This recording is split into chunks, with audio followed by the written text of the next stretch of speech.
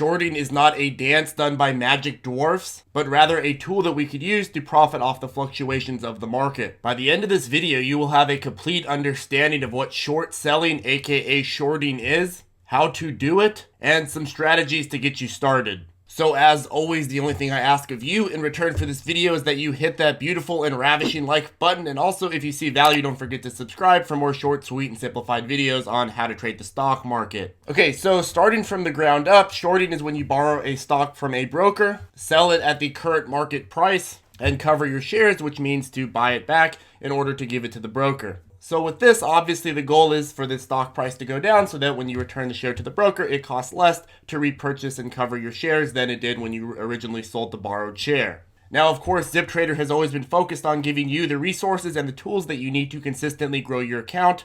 And that means that regardless of the market condition, you're going to need to have different strategies to take advantage of it. As I always say, regardless of if the stock price is going up or down, there's still opportunities to take advantage of it. That doesn't even necessarily mean shorting. You can take advantage of decreasing positions by buying them as well. But shorting is another way that we can make a profit when the market is going down or when the stock that we're watching is going down. And with that in mind, the only thing that we should fear is actually the market not moving, because if it's not going up or down, we can't profit off it. That's why we as traders don't fear an increasing market or a decreasing market. The only thing that we should fear is a slow market. When nothing's moving, it's going to be harder for us to make a profit. Nonetheless, there are opportunities regardless of the type of market condition that we're in, and today we're going to be focusing on short positions. So as traders, when we use the short function on our platform, what we are doing is we're basically borrowing shares from the broker. We are making an agreement to the broker that regardless of what happens to the share price, that we will return the shares to that broker. So let me apply this to an example just so it's easier to visualize. So say we are watching Tesla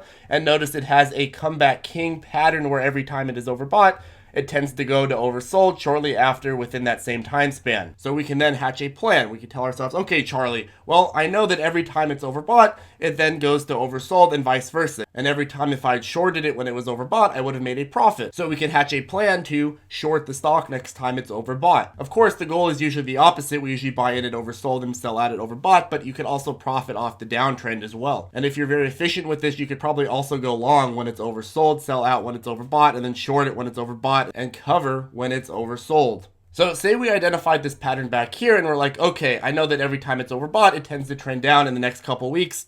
So you could say to yourself, now it's overbought, so I'm going to go ahead and sell short the stock at 318.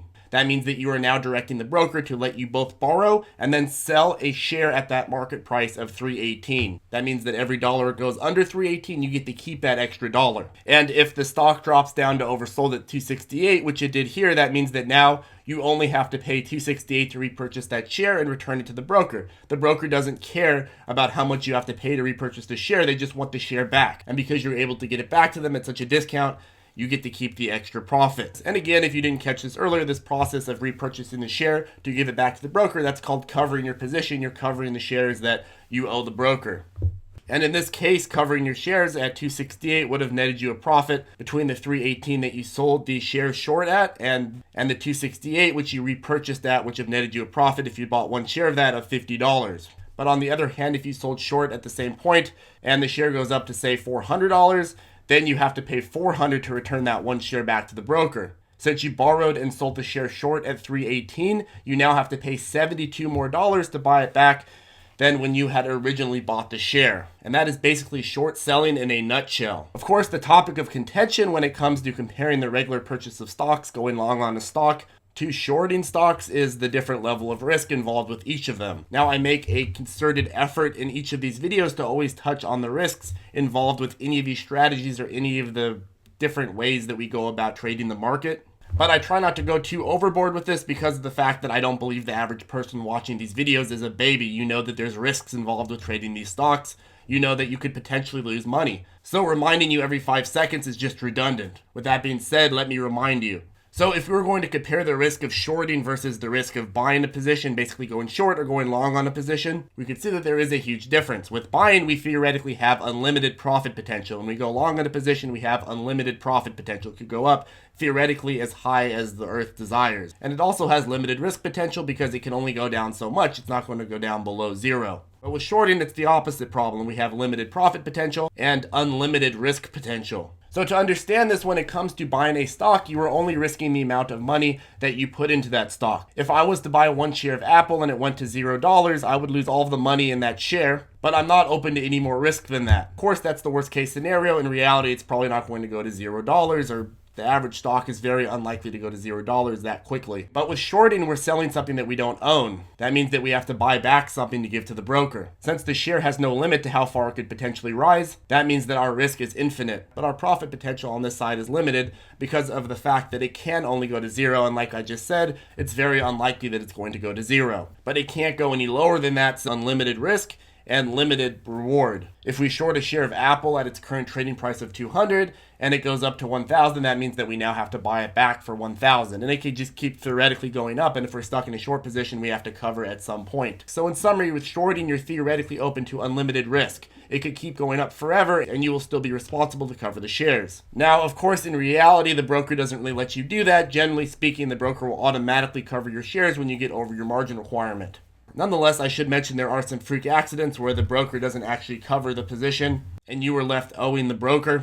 This is an interesting article that I found of some guy that shorted KBIO overnight, and of course it ran up 800%, and the next day he was left owing E-Trade like over $100,000. I'll link to that article in the description if you're interested. That's a fun read. But the point is that when you are shorting something, you are exposed to a lot more risk because of the fact that the stock doesn't really have a limit on how much it could potentially rise.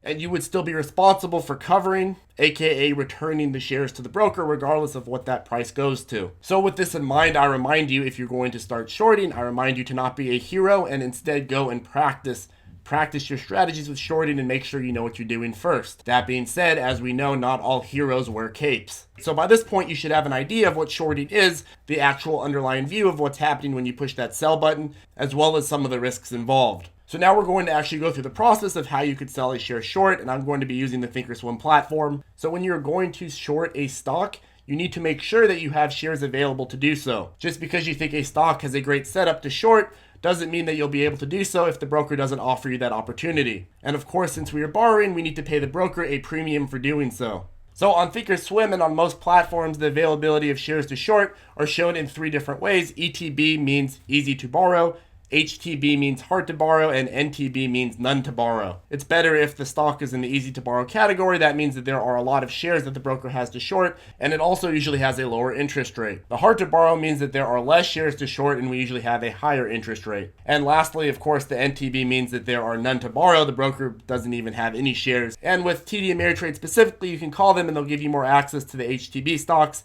but each broker has a different level of easy to borrow and hard to borrow stocks, and each of them have different inventories of it. Folks that are very short biased will generally have several brokers, if not a lot of them, to make sure that they find shares that they can short because, as I said, each broker will have a different inventory. Some brokers are a lot better for finding shares to short than others. Okay, so with that being said, let's go into the platform. Okay, so to walk you through the process, I'm going to use ThinkorSwim's on-demand function, which basically allows you to rewind to any point in the past just so you could show what it would be like. I mean, it's really an awesome function because you can kind of rewind and go back and forth and choose whatever date and time you want.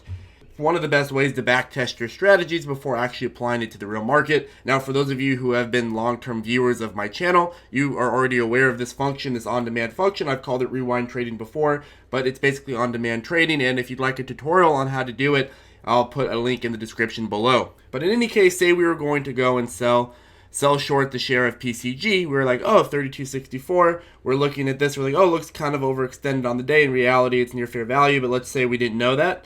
And we're like, okay, well, it looks like there's some price weakness, so then we'll sell it. Sell it short.